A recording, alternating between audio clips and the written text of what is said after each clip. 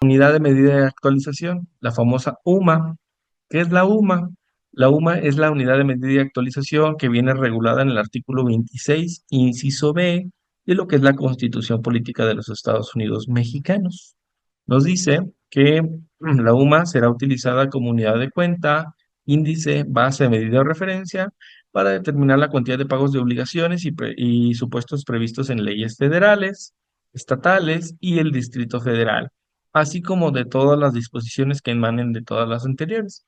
Quiere decir que yo desde la ley de impuestos sobre la renta, pues en vez de tomar el salario mínimo, tomaría la UMA, o en vez de tener el tema de a lo mejor ponerles un ejemplo, una multa de tránsito, de tomar lo que sería ya ve que dicen, "Oye, la multa son 10 salarios mínimos, en vez de tomar el salario mínimo como base, se tomaría el valor de la UMA, que para 2025 a partir del siguiente mes, que es febrero, tendríamos 113 pesos con 14 centavos.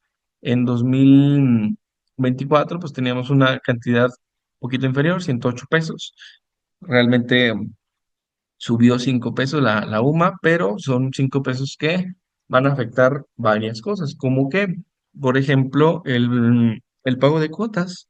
El pago de cuotas obrero-patronales se afecta en febrero con el cambio de la UMA por el tema de la cuota fija, de las cuotas que pagamos ante el Seguro Social.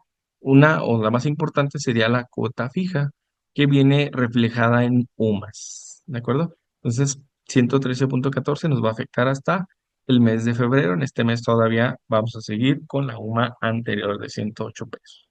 Entonces, ojo, anoten sus datos. ¿Esta UMA dónde la tengo que actualizar? Pues la tengo que actualizar en mi SUA, por ejemplo, Sistema Único de Autodeterminación.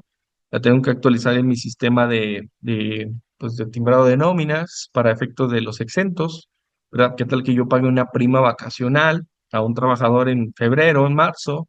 Entonces, el sistema va a buscar la referencia, la unidad de medida, y va a decir, ok, la prima vacacional está exenta hasta 15 veces el valor de la UMA. Sería multiplicar 15 por lo que serían 113.14 y así tendríamos el monto exento para lo que es para lo que es la prima vacacional, para lo que sería el impuesto sobre la renta. Entonces, por eso les digo, hay que ver este dato y cambiarlo en nuestros sistemas.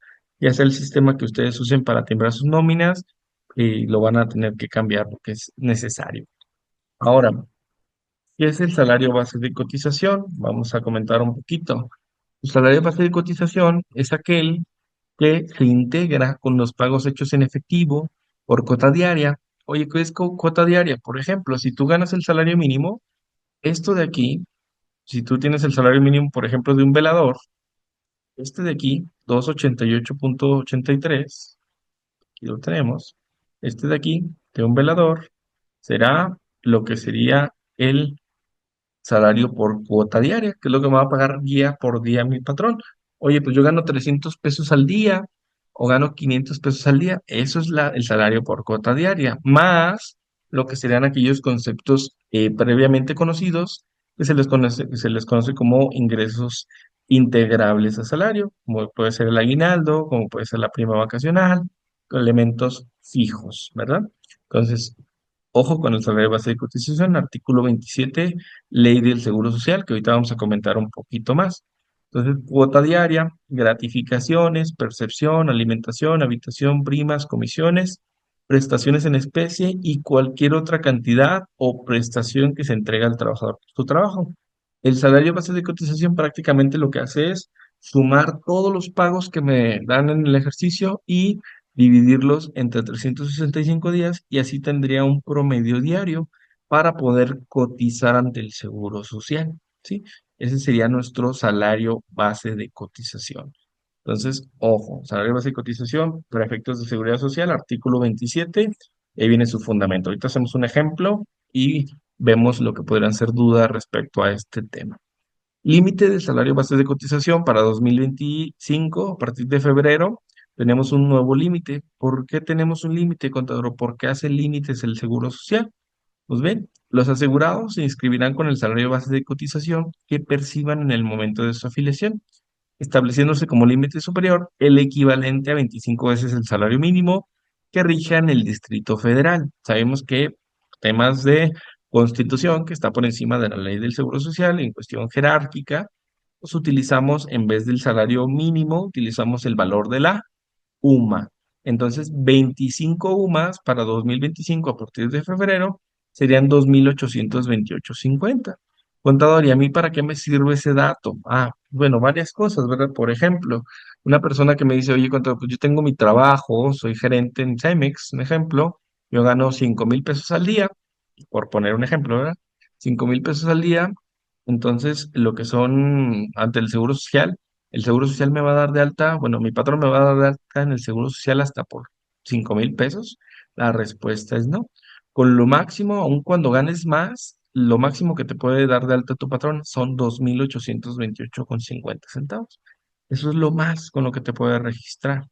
Ahora, como siempre hay un máximo, pues también hay un mínimo. También nos habla de un límite inferior, el salario mínimo general del área geográfica respectiva.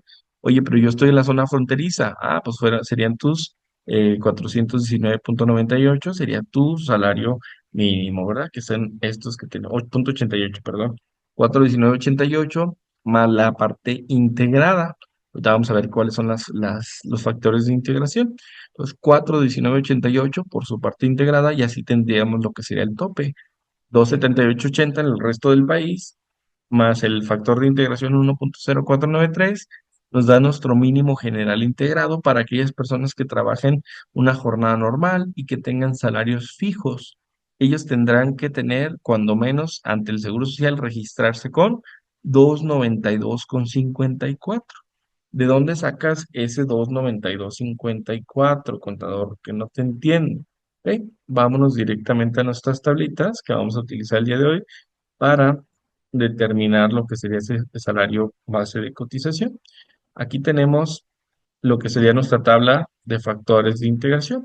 Primer año, segundo año, tercer año, cuarto año, quinto año y así vamos avanzando en lo que son los años. ¿Qué es lo que va cambiando para estos factores de integración? Los días que tengo de vacaciones, porque mis prestaciones a partir de 2023, con el cambio de lo que serían los días de vacaciones, pues tengo 12 días el primer año y va aumentando dos en dos hasta llegar a 20. Del sexto al décimo tenemos 22 días y así vamos avanzando. Entonces, el aguinaldo todavía tenemos hasta hoy, no hay un cambio, 15 días. Se espera que para este 2025 tengamos aguinaldo de 30 días, que vamos a ver cómo funciona, pero por lo pronto tendríamos esta base. Entonces, si yo digo, oye, pues el salario mínimo son 278,80 por el factor mínimo de integración, 1,0493 nos daría 292,54, que es el que tenemos en nuestras diapositivas, ¿verdad? Ese es el salario que estamos mencionando aquí, 292,54. Oye, pero yo tengo el salario mínimo de la zona fronteriza, son 419,88 por factor mínimo de integración, 1,0493 tendríamos 440,58 centavos para lo que sería la zona fronteriza. Esos son nuestros dos salarios, con lo menos que yo puedo cotizar con una persona que tenga salarios fijos, una persona que tenga sus prestaciones fijas, que es aguinaldo, 15 días, vacaciones 12 días y su prima vacacional el 25%. Recuerden, fundamentos, prima vacacional, el artículo 80 de la Ley Federal del Trabajo, cuando menos el 25%. Artículo 76, 12 días de vacaciones y va aumentando de dos en dos. Artículo 87, Ley Federal del Trabajo, 15 días de aguinaldo por lo menos. ¿De acuerdo? Entonces, ojo. Ahora, el máximo, como lo comenta aquí la compañera Carla Yanet, el máximo es en base a UMAS y el salario mínimo sí se considera el general, es correcto. Para lo que sería el concepto que acaba de leernos la compañera, ¿por qué? La pregunta es muy buena. ¿Por qué para efectos del tope tomas el valor de la UMA y para efectos de lo mínimo tomas el salario mínimo? ¿Verdad? Ojo, la respuesta está en el mismo artículo 123, fracción 6. ¿Por qué? Por este dato, simple dato que viene aquí. Este punto que viene aquí que nos dice, no podrá ser utilizado como, aquí, no podrá ser utilizado como un índice, unidad, base, medida, referencia. Y aquí viene para fines ajenos a su naturaleza. ¿Sí? para fines ajenos a su naturaleza. Entonces, realmente yo no puedo utilizar lo que sería el salario mínimo como factor, como unidad de medida, ¿sí? Base de referencia, índice, para cuestiones que tengan totalmente, que estén fuera de la naturaleza de lo que son los salarios mínimos.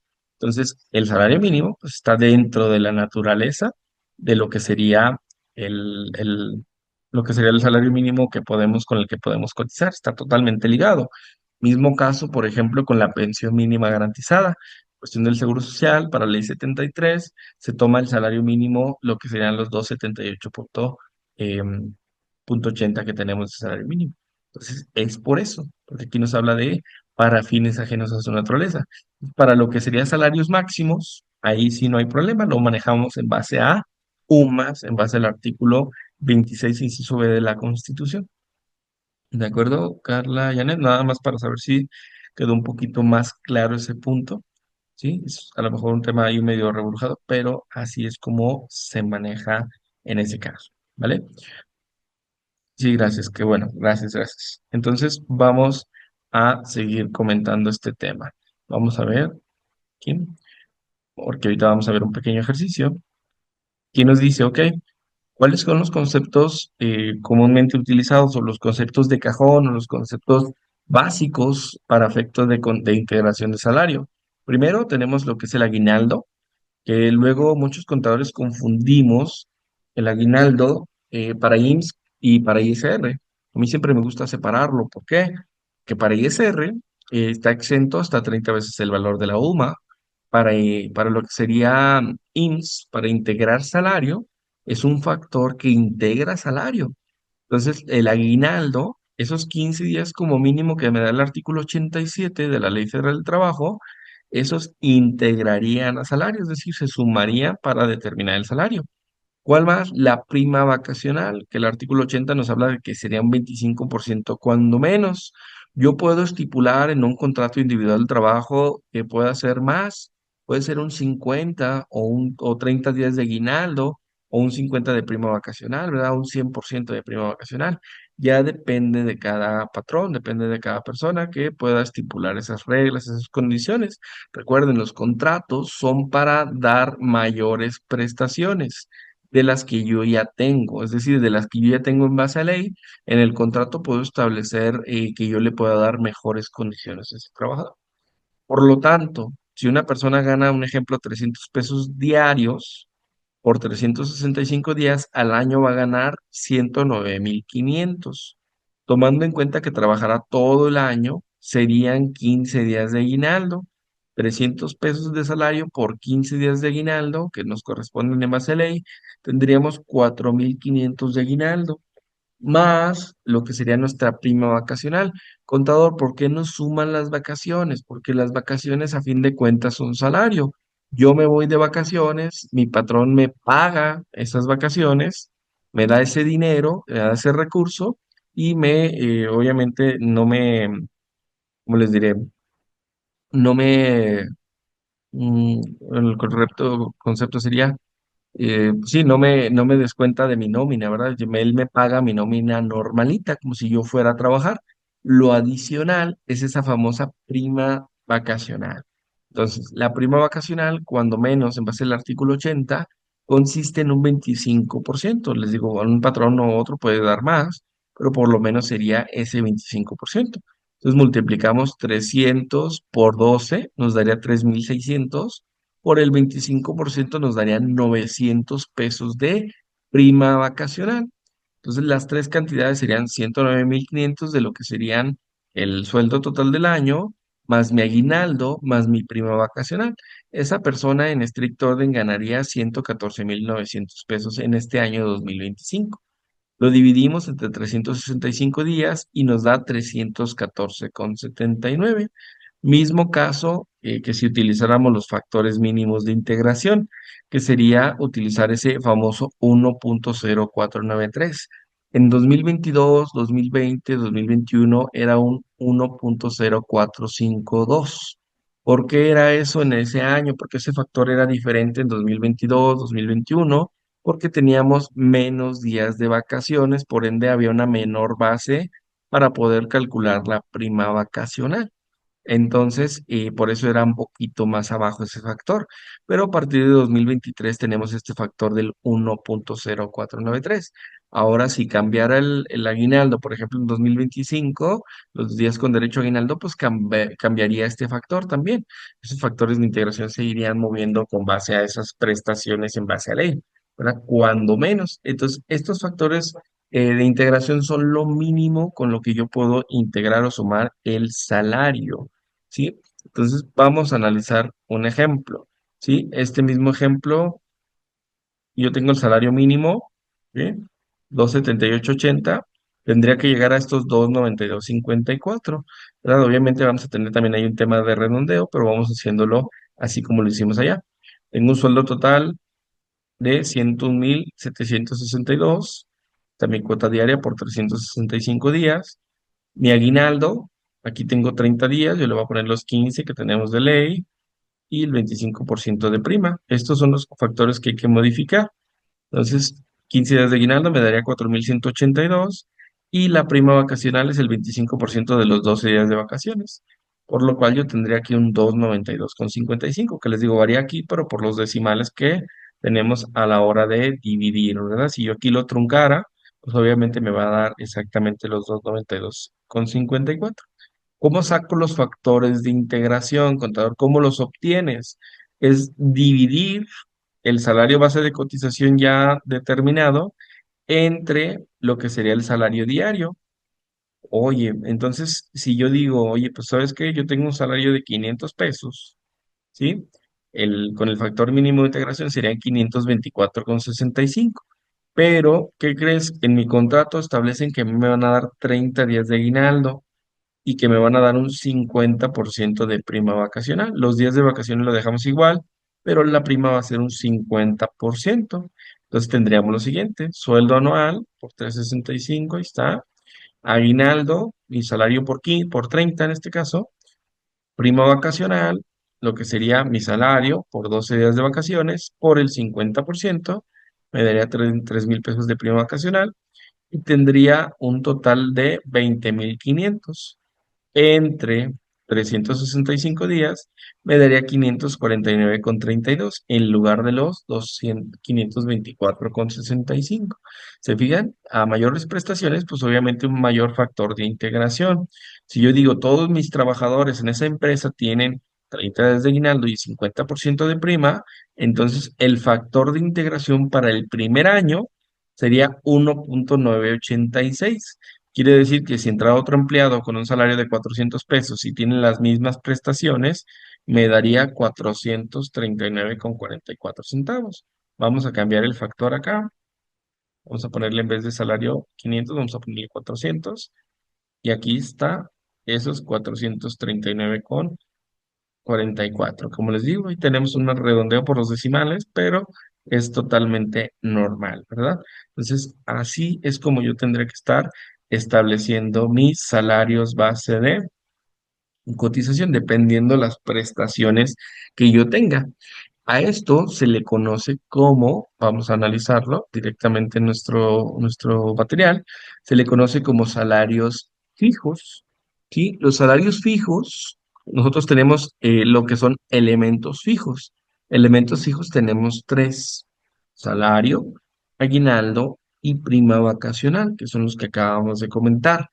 Pero me dice el artículo 30 de la Ley del Seguro Social, en lo que sería su fracción uno, oye, dice, cuando además de los elementos fijos, aguinaldo, salario y prima vacacional, el trabajador perciba regularmente otras retribuciones periódicas de cuantía previamente conocida, oye, pues es que yo le pago algún otro concepto, pero siempre se lo doy, o ya sé cuánto le voy a pagar por ese concepto. Es un concepto que yo ya sé cuánto le voy a pagar y cada cuánto se lo voy a pagar.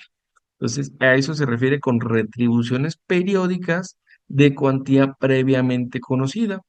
Estas se sumarán a dichos elementos fijos y se podrá considerar el salario como fijo. Entonces, importantísimo el tema de los salarios fijos, ¿verdad? Lo que son los elementos fijos. Entonces, si por la naturaleza del trabajo el salario se integra con elementos variables, que es la segunda fracción, como cuál es un elemento variable. Un ejemplo, tengo una constructora y con algunos albañiles llego a algún trato y les digo, mira, yo te voy a pagar lo que le conocemos como a destajo. ¿A qué está a destajo, contadores? Lo que hagas. Dependiendo de lo que tú hagas, yo te voy a pagar una cierta cantidad.